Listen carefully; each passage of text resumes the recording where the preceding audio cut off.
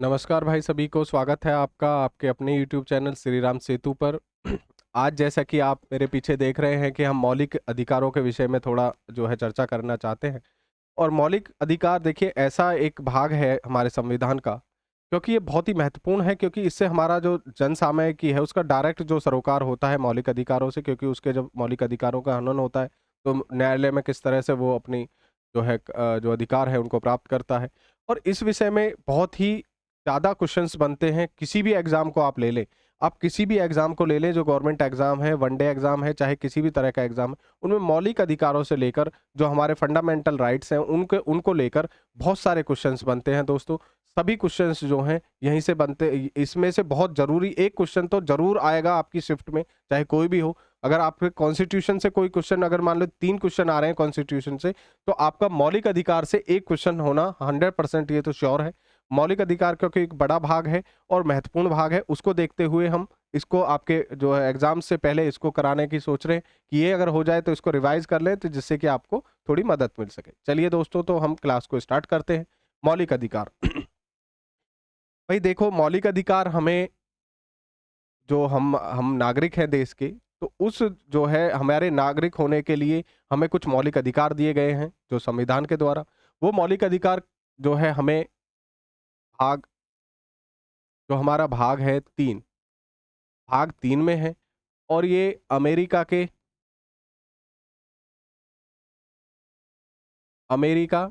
United state of America से लिए गए हैं। जो बोरो किए हैं हमने अमेरिका के संविधान से किए हैं, ठीक है। भाग 3 में है। अनुच्छेद की बात करें, अनुच्छेद की बात करें तो ये 12 से लेकर 35 तक है।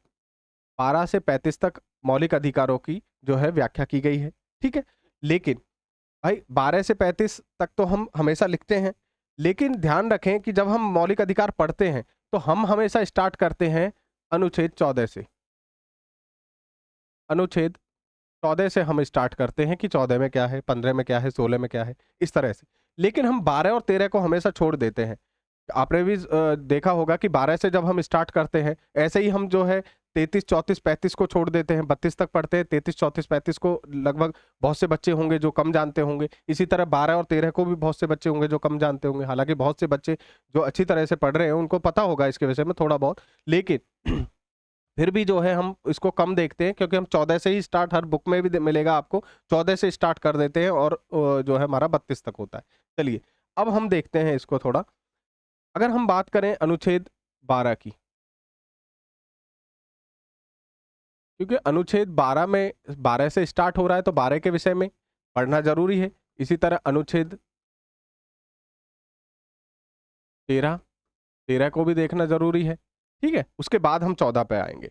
देखिए भाई, अगर हम बात करें 12 की, तो जो 12 है हमारा, उसमें राज्य जो शब्द है, हम कई बार देखते हैं कि राज्य ये करेगा, राज्य वो करेगा, राज्य ये नहीं करेगा, राज्य वो नहीं करेगा। ख- खासकर जो हमारे मौलिक अधिकार हैं इनके विषय में तो इनको नकारात्मक जो है अधिकार बताया गया है। जो हमारे नकारात्मक है, प्रकृति में, प्रवृत्ति में नकारात्मक है, क्योंकि इसमें निषेध किया गया है कि राज्य ये नहीं करेगा, राज्य ये करेगा, राज्य ये नहीं करेगा। राज्य किसी को धर्म, जाति, लिंग, जन्म स्थान और वंश के जो है आधार पर वो इसको भेदभाव नहीं करेगा, इस तरह से करेगा, उपाधियों के अंत करेगा। और तो इसमें क्या कहा गया है कि ये राज्य नहीं करेगा, इसमें इसीलिए इसको क्या कहा गया है, नकारात्मक इनको कहा गया है। लेकिन ये जो हमारे संविधान जो नागरिकों को दिए गए हैं उनके लिए बहुत महत्वपूर्ण है। देखिए, राज्य शब्द को परिभाषित किया गया है आर्टिकल 12 में।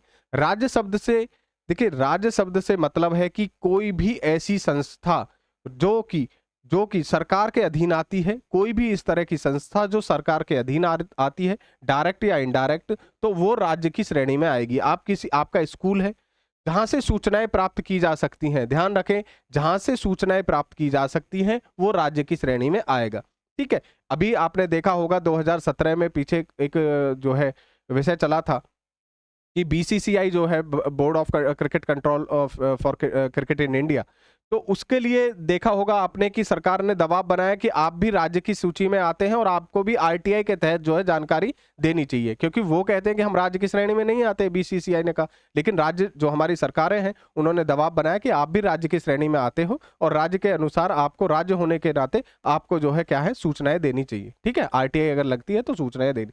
तो आप ध्यान रखें, जहां भी आप आरटीआई के तहत सूचनाएं प्राप्त कर सकते हैं, चाहे वो स्कूल है छोटा सा, चाहे वो कोई ऑफिस है, चाहे वो बहुत बड़ा एक मंत्रालय है, वो क्या होंगे, वो राज्य की श्रेणी में आएंगे। तो राज्य को ध्यान रखिएगा, ये आर्टिकल हमारा 12 है। ठीक है, तो 12 से हम हमेशा स्टार्ट करेंगे। अगर हम अनुच्छेदों को पढ़ रहे हैं और मौलिक अधिकारों को पढ़ रहे हैं तो हम कहां से स्टार्ट करेंगे? 12 से। और 12 में क्या है? राज्य को परिभाषित किया गया है। ठीक है, चलिए आर्टिकल 13। आर्टिकल 13 भी बहुत महत्वपूर्ण है दोस्तों। ये इतना महत्वपूर्ण अनुच्छेद है, इसमें क्या विधि को, जो विधि शब्द है इसी को परिभाषित किया गया है 13 में। विधि शब्द को परिभाषित किया गया है, यानी कि अगर सरकार, संसद कोई इस तरह का जो कानून बनाती है, सरकार अगर संसद कोई इस तरह का कानून बनाती है जो कि जो है हमारे मौलिक अधिकारों को, जो हमारे मौलिक अधिकार हैं उनको, उनकी जो उनको कम करती है, अगर मौलिक अधिकारों को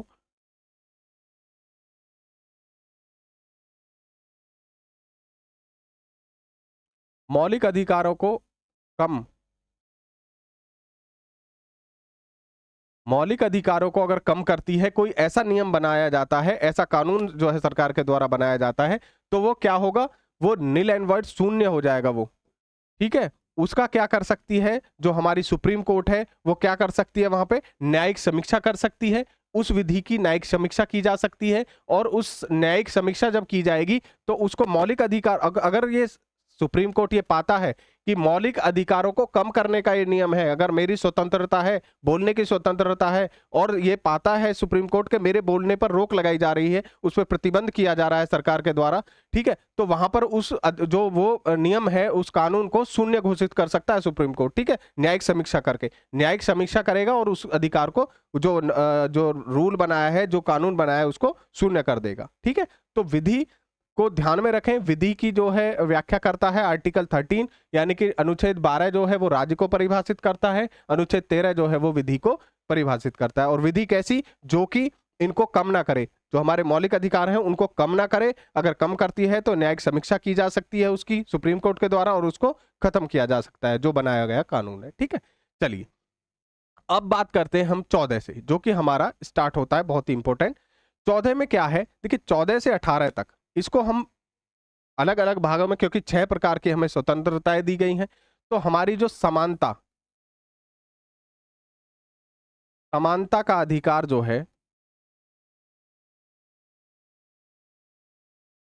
समानता का अधिकार है 14 से लेकर 18 तक। जो ये 5 अनुच्छेद हैं, 14 से 4 18 ना कर दें, 14 से 5 18, यानी 14 15 16 17 18। ठीक है, जो ये 5 अनुच्छेद हैं वो हमारे समानता का अधिकार है, यानी कि समानता, हमको समानता का जो अधिकार देते हैं वो 14 से 18 तक है। ठीक है, ध्यान रखेंगे, ये भी क्वेश्चन कई बार पूछ लिया जाता है कि आर्टिकल 14 से 18 में क्या है, कौन सी समानता है, तो वो क्या है? समानता का अधिकार है। ठीक है, जो हमारा इक्वलिटी का जो है रूल ऑफ, जो हमारा इक्वलिटी का जो राइट है वो है। ठीक है, चलिए नेक्स्ट चलते हैं। अब हम देखते हैं आर्टिकल 14 से 18, और इसमें भी हम देखेंगे आर्टिकल 14।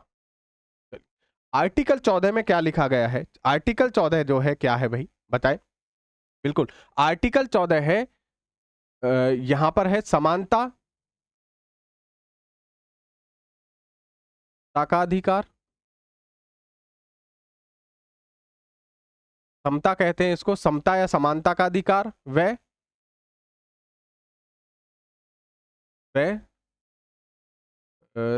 समान संरक्षण, व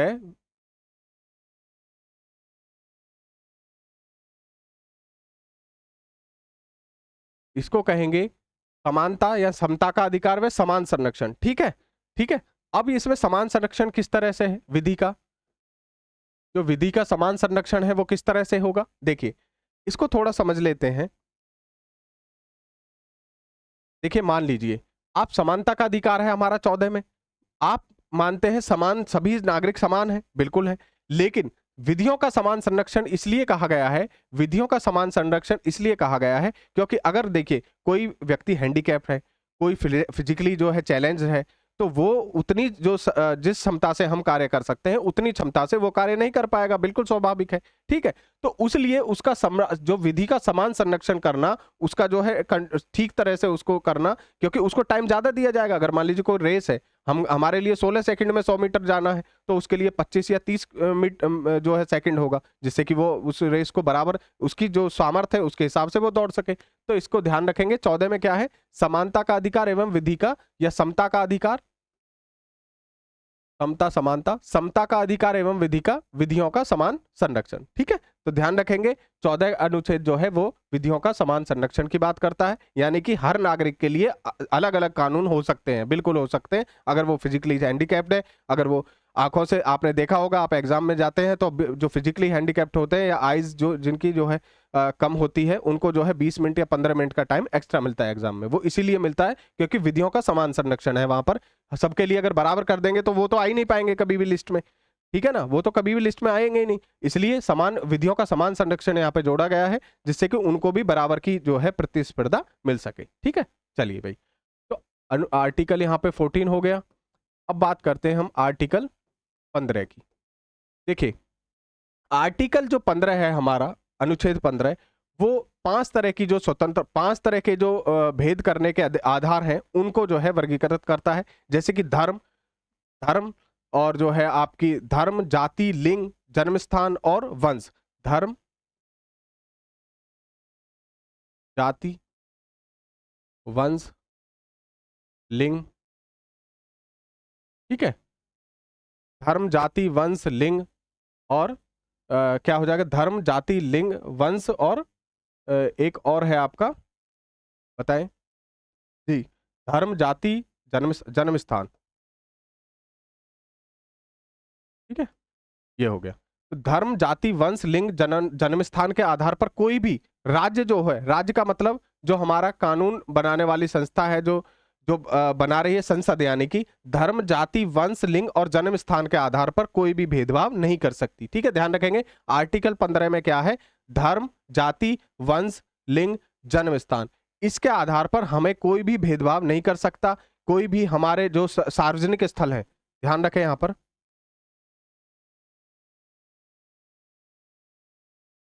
जो सार्वजनिक स्थल है दोस्तों, जैसे कि कोई भी जो है आप मंदिर हो गए, ठीक है, कोई भी इस तरह की जो है कम्युनिटी सेंटर्स हो गए, वहां पर अगर कोई भी रोकता है केवल इस आधार पर कि आप धर्म, इस धर्म विशेष के नहीं है, आप इस जाति विशेष के नहीं है, इस वंश से नहीं आते, आप व्यक्ति जो है आप औरत है या जो है पुरुष है, या जन्म स्थान, आपका जन्म स्थान जो है वो वहां झुग्गियों में हुआ है, तो इसलिए आप इस जो कम्युनिटी सेंटर में नहीं आ सकते, तो इसलिए नहीं है। सार्वजनिक स्थानों में इन आधारों पर, इन 5 आधारों पर आप किसी के साथ भी भेदभाव नहीं कर सकते। आर्टिकल 15। ठीक है, ध्यान रखेंगे। आर्टिकल जो 15 है, धर्म, जाति, वंश, लिंग, जन्म स्थान के आधार पर सार्वजनिक स्थलों पर घुसने और वहां पर जाने के लिए मनाही से रोक करता है। ठीक है, चलिए अब हम बात करते हैं आर्टिकल 16 की।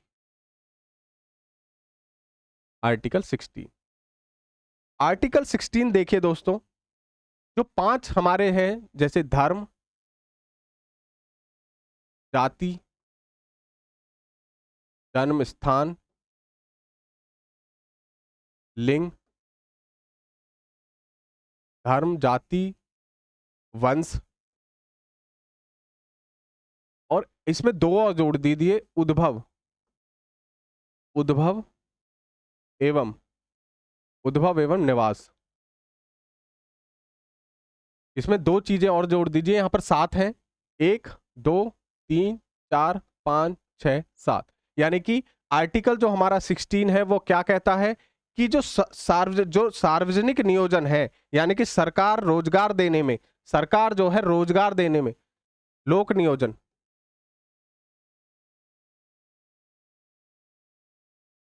ठीक है, लोक नियोजन ध्यान में रखेंगे। लोक नियोजन, सरकार लोक नियोजन में, यानी कि गवर्नमेंट जो है हमारी गवर्नमेंट जो हमारी नौकरियां हैं उनमें अगर धर्म, जाति, जन्मस्थान, लिंग, वंश और यहाँ पे दो और, ये तो देखिए 15 आर्टिकल 15 के आधार है, धर्म, जाति, जन्मस्थान, लिंग और वंश, उसमें दो और जोड़ दीजिए कि उद्भव, आपका उद्भव कहाँ पे हुआ है, ठीक है, और निवास, आप निवास किस स्थान पर करते हो। तो इन जो है इन जगहों के इनके स्थान पर आपको इनके आधारों पर 7 आधारों पर आपको लोक नियोजन से कोई भी भेद नहीं किया जाएगा, ठीक है।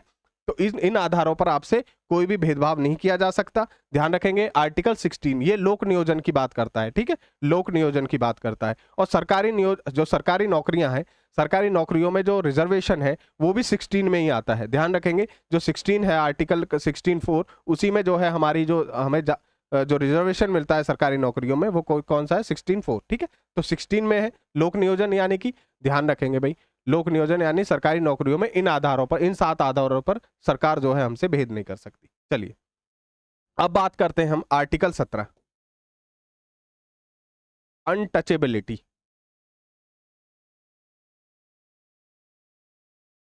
अस्पृश्यता, ठीक है, अस्पृश्यता यानी कि अनटचेबिलिटी, किसी से छुआछूत के विषय में भी आप बात कर सकते हैं, ठीक है। तो ये आर्टिकल जो 17 है वो छुआछूत को जो है उसका विरोध करता है, यानी कि आप किसी को उसके जो है इसलिए नहीं कि वो जो है छोटी जाति का है या किसी अन्य वर्ग से बिलोंग करता है या किसी अन्य जो है जाति से है, धर्म से है, इस आधार पर आप उससे अनटचेबिलिटी नहीं कर सकते कि मैं छुआछूत जो है वो कानूनी अपराध है। आर्टिकल 17 में उसका मूल अधिकार है कि वो उसके जो राज्य जो है इसके लिए जो है जिम्मेदार रहेगा अगर किसी के साथ इस तरह की घटनाएं होती हैं, ठीक है। तो आर्टिकल 17 अस्पृश्यता को लेकर है।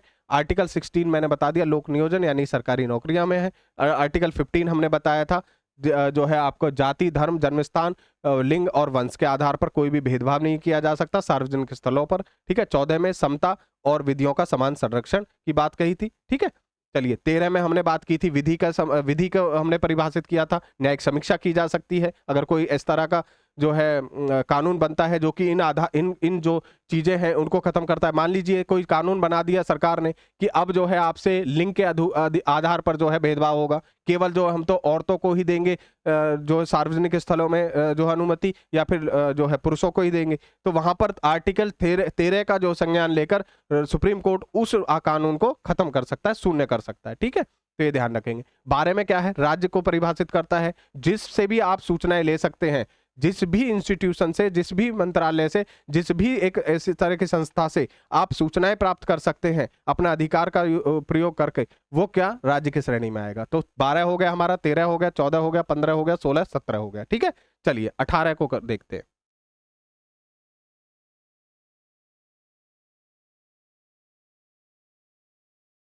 आर्टिकल 18 ये क्या करता है, उपाधियों का अंत। ध्यान रखेंगे भाई उपाधियों का अंत करता है, यानी कि जो भी उपाधि हैं, जिस तरह की उपाधि पहले होती थी राजा, बहादुर, राय बहादुर, इस तरह की जो उपाधियां दी जाती थी जिससे कि जो हमारे जो राज्य के या हम जिस भी उसमें रहते थे, जिस क्षेत्र में रहते थे, वहां के जो सुप्रीम होते थे उनको राजी करने के लिए उनके सामने हाथ जोड़कर उनको उस उपाधि से नवाजा जाता था। तो उस उपाधियों का अंत है आर्टिकल 18 में। आर्टिकल 18 ये प्रयोजन करता है, उसका प्रयोजन ये है कि उपाधियों का अंत होगा, यानी कि समानता की बात करता है, यानी कि आप किसी को इस आधार पे उसको जो सर झुकाकर या हाथ जोड़कर किसी नाम से नहीं पुकारेंगे क्योंकि वो इस तरह से वर्चस्व रखता है या कुछ इस तरह की बातें। तो यहाँ पर उपाधियों का अंत है, ध्यान रखेंगे उपाधियों का अंत, बिल्कुल ठीक है, उपाधियों का अंत है आर्टिकल 18 में। चलिए अब आर्टिकल 19 की बात करते हैं हम, यानी कि हमारा जो है समानता का अधिकार तो हो गया है, आर्टिकल 14 से 18 तक हमने कर लिया है, ठीक है। अब बात करते हैं हम हमारी जो आर्टिकल है स्वतंत्रता, स्वतंत्रता का अधिकार। स्वतंत्रता का अधिकार जो कि कहां से है, देखिए 19 से लेकर 22 तक, ठीक है, ठीक है। 4 जो हमारे अनुच्छेद हैं 19, 20, 21, 22 वो किस की बात करते हैं, स्वतंत्रता की बात करते हैं, ठीक है। स्वतंत्रता की बात में अगर हम आए तो 19 पर अगर हम आते हैं, आर्टिकल 19, तो पहले आर्टिकल 19 आएगा। 19 के विषय में यानी कि 19 के विषय में जाने हम तो इसमें 6 प्रकार की स्वतंत्रताएं दी हुई हैं, ठीक है। 1, 2, इनको ध्यान से रखेंगे भाई, इनके कई बार जो है इनका क्रम भी पूछ लिया जाता है, 5 और 6। ठीक है, आर्टिकल 19 में 6 प्रकार की स्वतंत्रताएं हमको दी हुई हैं। आर्टिकल जो 19 है, 6 प्रकार की स्वतंत्रताएं कौन सी हैं भाई? पहले देखते हैं हम। जो पहली स्वतंत्रता है वो है कहीं भी, देखिए पहली है अभिव्यक्ति की, अभिव्यक्ति की स्वतंत्रता,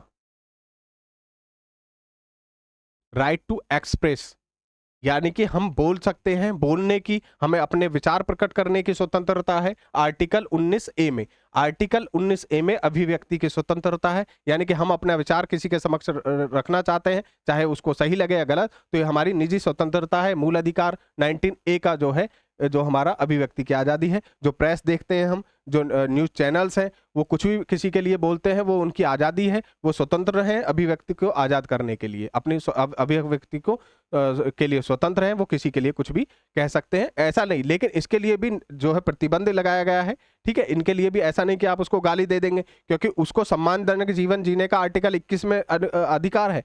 जिसके लिए आप कह रहे हैं, वो अगर उसको गाली दे के आप संबोधित करेंगे तो उसको सम्मानजनक जीवन जीने का जो है अधिकार है आर्टिकल 21 में। वो आर्टिकल 21 और आपका आर्टिकल 19 पे टकरा जाएगा, तो वहां पर जो है स्थिति जो देखी जाएगी कि आप गलत हैं, क्योंकि आप गाली नहीं दे सकते किसी को भी स्वतंत्रता के, अभिव्यक्ति की स्वतंत्रता के नाम पर। ठीक है, तो ये ध्यान रखेंगे। आर्टिकल जो हमारा कौन सा है, 19 का कै, उसमें अभिव्यक्ति की आजादी है। 19(2) में है सभा करने की,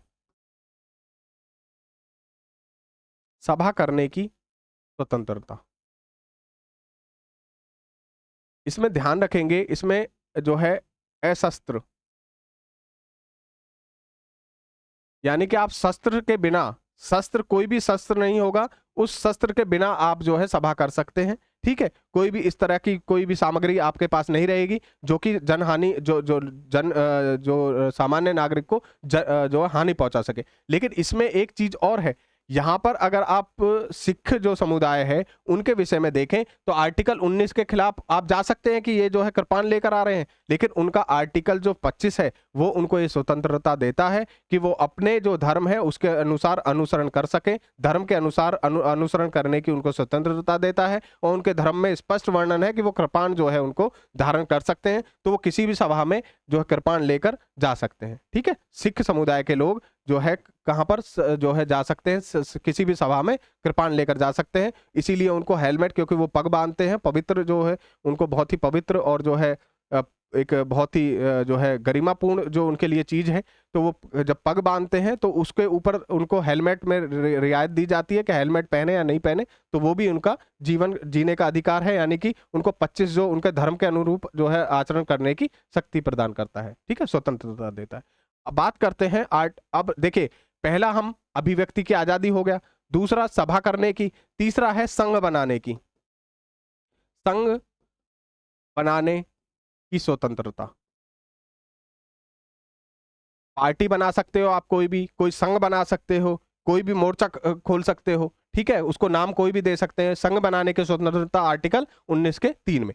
ठीक है, जो हमारा चौथा है वो है संघ बना, देखिए आप बोल लिए, बोलने के बाद आप इकट्ठे हो गए, इकट्ठे होने के बाद आपने कोई एक संघ बना लिया।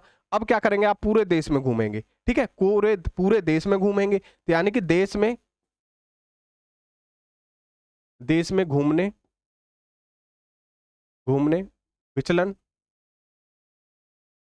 विचलन की स्वतंत्रता, कहीं भी घूम सकते हैं। ठीक है, पांचवे की बात करें अगर हम, तो वहां पर कहीं भी बस जाने की, यानी कि आप बस जाने, अपना निवास स्थान बदलने, यानी कि निवास आप कहीं भी पूरे देश में कहीं भी बस सकते हैं। ठीक है, यानी वहां पर आप जो है निवास कर सकते हैं। और अंत में है आपको रोजगार करने की स्वतंत्रता।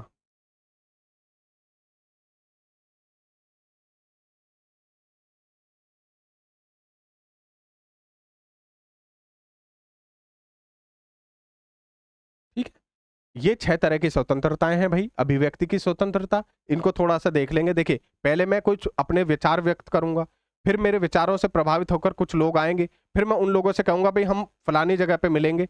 दूसरा आर्टिकल हो गया 19 का, तो वहां पर हम सभा बनाएंगे और निहत्थे आएंगे, कोई इस तरह की सामग्री नहीं लाएंगे। ठीक है, तो वहां पर हम जो है जो है वहां पर इकट्ठे हो गए, मैंने अपने विचार अभिव्यक्त किए, आप सबने जो है उनको उनको अमल किया और हम एक जगह पे मीटिंग की। हमने मीटिंग में ही ये जो है विचार आया कि भाई हमको एक संघ बनाना चाहिए, हमको एक संघ की जो है निर्माण करना चाहिए। उसी के बाद हमने एक संघ बना लिया। संघ के बाद हम पूरे देश में उसका प्रचार प्रसार करने के लिए घूमे, तो पूरे देश में घूमने की स्वतंत्रता हो गई 4 में, ठीक है।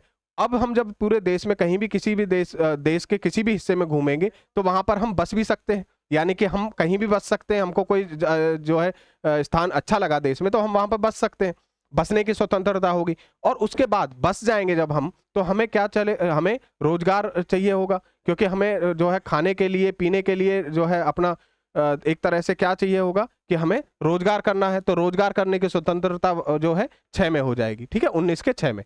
तो ध्यान रखेंगे भाई। तो आर्टिकल हमारा 19 भी हो गया। आर्टिकल 20 की बात करते हैं। नेक्स्ट जो है हमारा आर्टिकल 20 है, ठीक है। आर्टिकल 20 देखिए भाई, आर्टिकल 20 जो है वो बहुत ही महत्वपूर्ण है। आर्टिकल 20 इसलिए महत्वपूर्ण हो जाता है क्योंकि ये अपराध के दोष सिद्धि के लिए जो हमारा इसको कहते हैं अपराध के विरुद्ध दोष सिद्धि, ठीक है। इसमें जो है 3 चीजें हैं मुख्यतः, ठीक है। आर्टिकल जो 20 है हमारा, उसमें 3 चीजें हैं। पहला, देखिए, अगर मैं बात करूं किसी ने कोई अपराध किया है, मान लीजिए किसी व्यक्ति ने कोई अपराध किया है और वो अपराध उसने किया था 20 जुलाई को। 20 जुलाई में 20 जुलाई को उस अपराध के लिए फांसी की सजा नहीं थी। फांसी की जो सजा है वो नहीं थी, ठीक है, फांसी की सजा नहीं थी। अब बात करें, 20 जुलाई को फांसी की सजा नहीं थी जब उसने अपराध किया, लेकिन अब उसकी सुनवाई हो रही है मान लो 8 अगस्त को। 8 अगस्त को मान लीजिए उसकी केस की सुनवाई हो रही है, और जब 8 अगस्त को उसकी केस की सुनवाई हो रही है तो इस जो अपराध उसने 20 जुलाई को किया था अब उसमें फांसी की सजा है, ठीक है, फांसी की सजा है। यानी कि अब उसको फांसी की सजा हो सकती है, लेकिन क्योंकि उसने जो अपराध किया था वो 20 जुलाई को किया था, ठीक है, अपराध जो किया था उसने 20 जुलाई को किया था, इसलिए उसको फांसी की सजा यहां पर नहीं होगी। उसको उसी कानून के तहत सजा मिलेगी जो उसने 20 जुलाई को किया था, यानी कि उम्र कैद हो सकती है वो, या कोई कारावास की सजा हो सकती है कुछ दिन के लिए। तो ध्यान रखेंगे, ठीक है। तो हम ध्यान रखेंगे कि जो हमारा इसमें क्या है, ठीक है। तो आप ध्यान रखेंगे उसी जो है तिथि से उसको सजा मिलेगी, यानी कि जो है जो कानून होगा, जो उसका जो अपराध के समय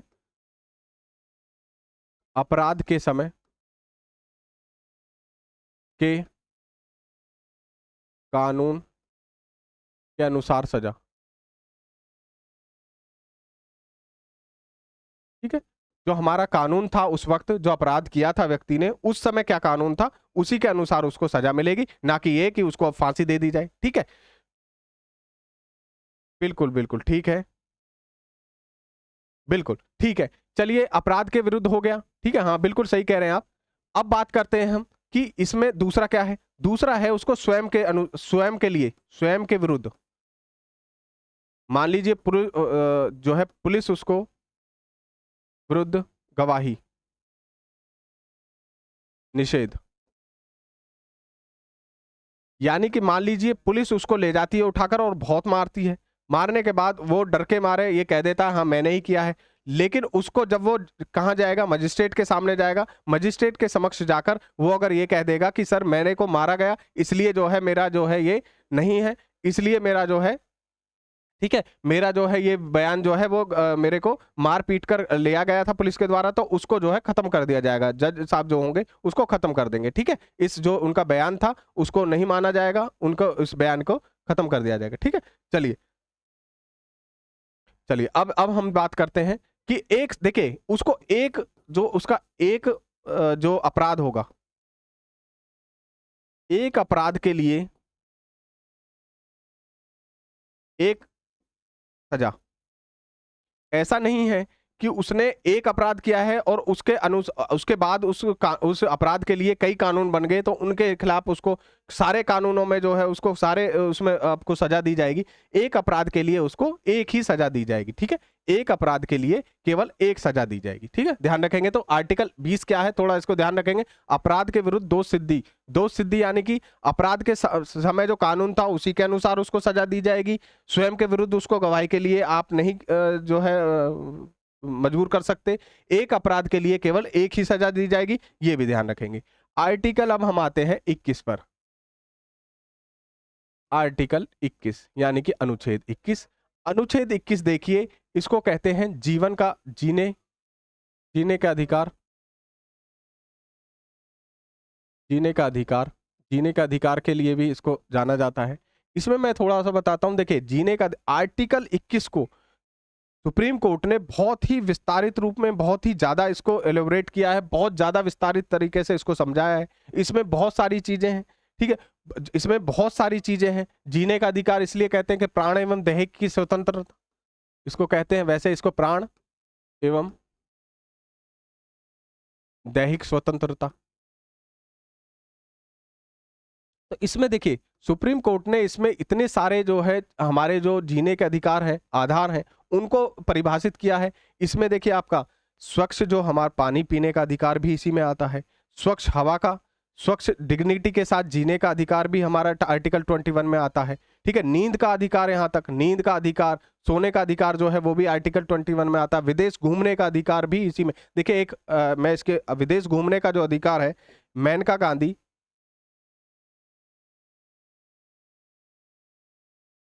वर्सेस यूनियन ऑफ इंडिया, ठीक है, 1978। 1978 Maneka Gandhi versus Union of India का मामला है दोस्तों। इसमें क्या हुआ कि इसमें यूनियन ऑफ इंडिया, इस जो इन सरकार ने इस पे जो मेनका गांधी जी थी, इनके विदेश जाने पर रोक लगा दी। विदेश जाने पर मेनका गांधी जी के 1978 में रोक लगा दी किसी मामले में। ये जो है वहां पर गई आर्टिकल 21 को लेकर कि जो इनका जीने का प्राण एवं दैहिक, तो जो इन्होंने कहा कि मैं जो बाहर घूमने जा रही हूं या किसी जो विदेश घूमने का अधिकार है वो भी मेरा जीने का अधिकार है। अगर मैं विदेश नहीं जाऊंगी तो मैं अच्छी तरह से जी नहीं पाऊंगी, डिग्निटी के साथ नहीं जी पाऊंगी, तो वो जीने का अधिकार मेरा आता है, वो छीना जा रहा है। और इस विषय में इनका जो पासपोर्ट था उसको जब्त किया गया था, उसको रिलीज कराया और इनको जीने का, इसमें ही फिर से जो है काफी जो है एक लंबी लिस्ट जो है सरकार के जो सुप्रीम कोर्ट है उसके द्वारा प्रस्तुत की गई। और उस लिस्ट में बहुत सारे और भी थे, जैसे right to education, right to जो है इंफॉर्मेशन है, राइट टू इंफॉर्मेशन, आरटीआई जो एक्ट है 2005 का, ठीक है, वो भी इसी में बाद में जोड़ लिया गया। क्योंकि अगर आप किसी के खिलाफ किसी के जानकारी लेना चाहते हैं तभी तो आप जो है अपने आप को अच्छी तरह से तो वो भी जो है आरटीआई भी इसी में आता है। मेनका गांधी के विषय में जैसे कि हमने बात की 1978 में, तो तब जो है उनका पासपोर्ट रिलीज किया गया, इनको विदेश जाने के लिए अनुमति मिली सुप्रीम कोर्ट से। तो ये जो है प्राण एवं दैहिक स्वतंत्रता बहुत ही व्यापक है, ठीक है। मैंने जैसे बताया जीने का अधिकार, सोने का अधिकार, स्वच्छ हवा का अधिकार, अनुकूल परिस्थितियों का अधिकार, ये सब किस में आता है, ये आता है हमारा आर्टिकल 21 में, ठीक है, आर्टिकल 21 में ये आता है। चलिए अब बात करते हैं हम अनुच्छेद 21A। बहुत से दोस्त सोच रहे होंगे कि अनुच्छेद 21A के बारे में। अनुच्छेद 21A देखिए भाई बाद में जोड़ा गया अधिकार जो हमारा है, ये अनुच्छेद 21A ये बाद में जोड़ा गया। ये बेसिकली था क्या, ये था 36th अमेंडमेंट 2002। ये क्या था, 6 साल से लेकर 14 साल के बच्चों के लिए निशुल्क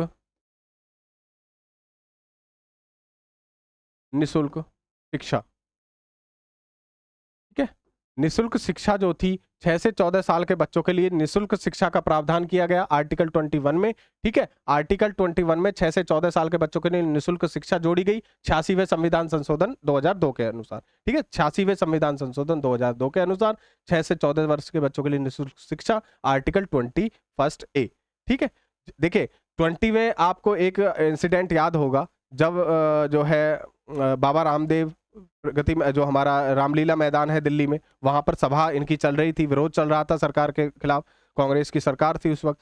लेकिन उस समय जब ये सो रहे थे रात को 2 बजे 2:30 बजे पुलिस आई और अचानक से लाठीचार्ज की, सारे जो वहां पर सोए हुए थे लोग, और उनको उठाकर ले गई। हालांकि बाबा रामदेव उस समय बच गए, जिस तरह से भी बचे। उसके बाद जब मामला सुप्रीम कोर्ट में गया तो सुप्रीम कोर्ट ने स्पष्ट कहा कि सोने का अधिकार जो है, सोने का जो अधिकार है वो भी जो है हमारा जो है दैहिक स्वतंत्रता में आता है। वो गहरी नींद में सोए हुए थे, यानी कि उनके अधिकारों का आपने हनन किया। ठीक है, तो ये भी ध्यान रखेंगे। 21 जो है बहुत व्यापक है, 21 को आप देखेंगे, 1-2 बार देखिएगा जरूर, क्योंकि 21 में सारी जो हमारे जीने की किस किस तरह से हम जिएंगे उस तरह को बहुत अच्छी तरह से बताया गया है सुप्रीम कोर्ट के द्वारा। चलिए भाई, अब हमारा जो है 21 हो गया है। ठीक है, अब बात करते हैं हम 19 से 22 थे, यानी कि 21-22 आर्टिकल 22। आर्टिकल 22 जो है वो क्या है, शोषण, नहीं सॉरी, देखिए 21 में हमने देखा ये है बंधुआ मजदूरी, बालाश्रय या फिर इस तरह की जो चीजें हैं उन पर जो है रोक लगाता है। अब बात करते हैं 22 की। 22 जो है हमारा दोस्तों, वो हमें देखिए 21 में था हम जी सकते हैं, 20 और 22 को लेकर थोड़ी कंफ्यूजन होती है। 20 में जैसे 20 में हमें दिया गया था प्राण, जैसे हमें जो है गिरफ्तारी के विरुद्ध, इसी तरह 22 में जो दिया गया है वो भी गिरफ्तारी के विरुद्ध है। इसमें क्या किया गया है,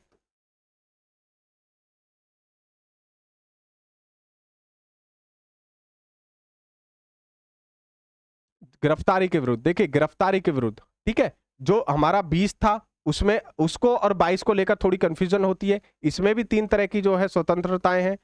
ठीक है, इसमें स्वतंत्रताएं हैं 3 की। इसमें पहला तो है गिरफ्तारी के विरुद्ध, यानी कि जिस व्यक्ति ने कोई अपराध किया है, जिस भी व्यक्ति ने कोई अपराध किया, पहला तो उसको पता होना चाहिए, उस व्यक्ति को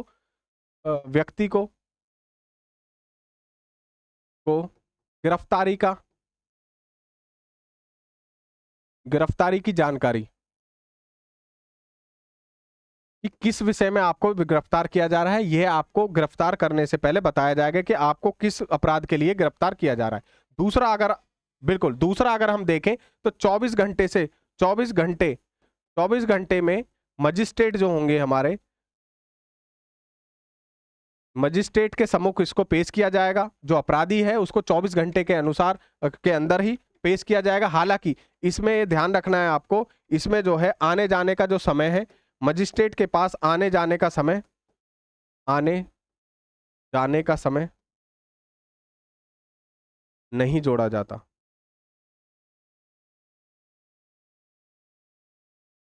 ठीक है, आने जाने का जो समय है वो नहीं जोड़ा जाता, बाकी 24 घंटे होने चाहिए गिरफ्तारी से, और आपको मजिस्ट्रेट के सामने उसको प्रस्तुत करना होता है, उसको उसको लेके जाना होता है कि ये व्यक्ति है, इसको फलाना जो है अपराध के लिए हमने गिरफ्तार किया है। ठीक है, और एक तीसरा है कि उसको मनपसंद,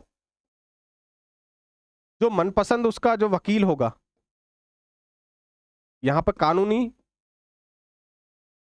कानूनी जो हेल्प होगी उसकी, वो लेने का अधिकार है। पहला है गिरफ्तारी के विरुद्ध, देखिए व्यक्ति को गिरफ्तार की जानकारी होगी, 24 घंटे के में मजिस्ट्रेट के सम्मुख प्रस्तुत किया जाएगा, आने जाने का समय उसमें से हटा दिया है। मनपसंद वकील को हायर करने का, उससे सलाह लेने का उसको अधिकार होगा। और 20 में हमने देखा था भाई, 20 में क्या था कि एक व्यक्ति को उस कानून के अनुसार ही उसको सजा मिलेगी जो उस समय था जब उसने अपराध किया था। दूसरा था कि उसको जो है ये स्वयं के खिलाफ जो है गवाही देने के लिए नहीं प्रेरित किया जाएगा। तीसरा था एक सजा के लिए, एक अपराध के लिए एक ही सजा होगी। तो 20 और 22 को थोड़ा सा देख लें। ठीक है, 22 हमारे हो गए हैं। चलिए अब हम 23 और 24 और देख लेते हैं।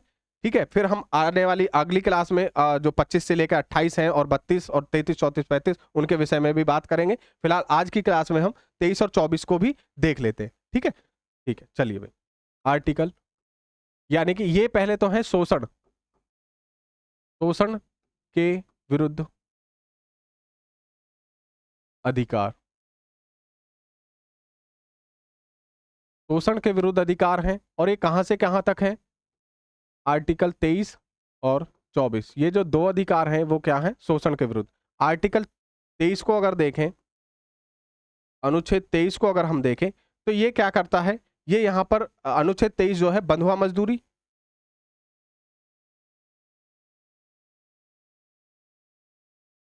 बंधुआ मजदूरी और क्या, यहां पर मानव के व्यापार मानव व्यापार, जिसको हम कबूतरबाजी भी कहते हैं, यानी कि खरीफ और जो बिक्री होती है, खरीद बिक्री होती है मानवों की, उसको भी जो है बंधुआ मजदूर, यानी कि आप कुछ पैसों में जो है लोग उसको जो है अपने घर पे रखते हैं या कुछ खाने के लिए देते हैं और पूरे दिन काम कराते हैं, तो वो बंधुआ मजदूरी पर आर्टिकल 23 जो है हमारा अनुच्छेद जो 23 है, वो शोषण के विरुद्ध अधिकार के तहत उसमें क्या है, हमें रोक लगा सकता है। आर्टिकल 24 की बात करते हैं, अनुच्छेद 24, ठीक है। ये क्या करता है, बलात् श्रम पर रोक, यानी कि 14 साल से कम 14 साल से कम 14 साल से कम के जो बच्चे हैं, बच्चों को श्रम से रोक। जो 14 साल से कम के बच्चे हैं उनको किसी भी इस तरह की जो है गतिविधियों में संलिप्त नहीं किया जाएगा जहां पे उनको कमाया जाए, उनसे कमवाया जाए, ठीक है। तो ये भी ध्यान रखेंगे। तो भाई आज हमारे जो आर्टिकल्स हैं वो 12 से लेकर हमने कहाँ तक किए हैं, 24 तक। 12 से 24 तक हमने आर्टिकल्स कर लिए हैं। कल जो हमारी नेक्स्ट क्लास होगी उसमें हम 25 से लेकर और 35 तक सारे अनुच्छेदों को अच्छी तरह से समझेंगे। आई होप आपको ये समझ में आए हों, ठीक है। तो आप इनको एक बार और देख लीजिएगा और अपने जो है अपने भी नोट्स बनाइए, उनमें अच्छी तरह से इनको ऐड कीजिए, ठीक है दोस्तों। तो आपको बहुत बहुत धन्यवाद क्लास देखने के लिए। Thank you.